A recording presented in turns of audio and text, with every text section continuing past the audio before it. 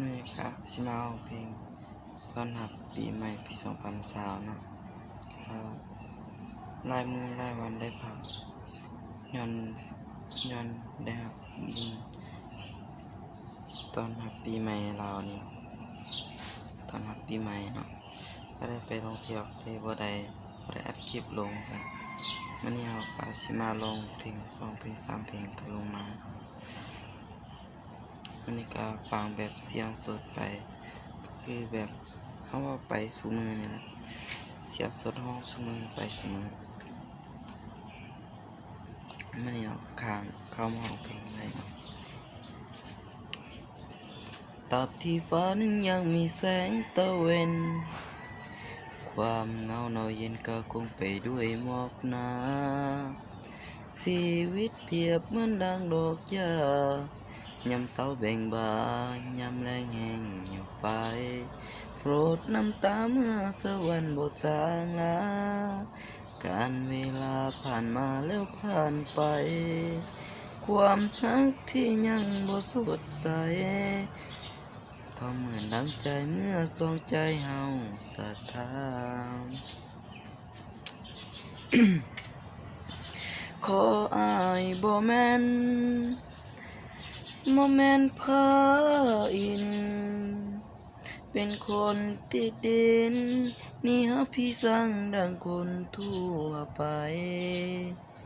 ก็ได้แต่หวังว่าน้องนั้นสิเข้าใจ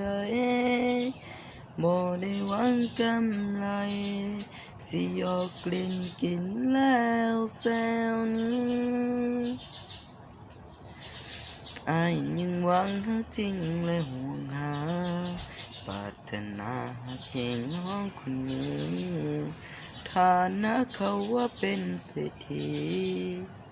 อายนี่กับบ่แม่นพาอิน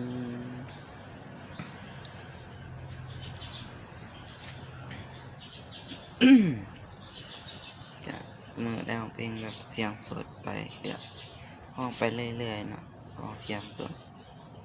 ประมาณเพลงชั่วโมงนึงขออายบ่แม่นพาอินเป็นคนติดดิน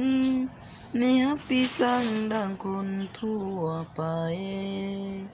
ก็ได้แต่หวังว่าน้องนั้นสิเข้าใจบ่ได้หวังกำไรสิยอกกลิ่นกินแล้วแซวนี้อายยังหวังฮักจริงและห่วงหาปรารถนาฮักจริงน้องคนนี้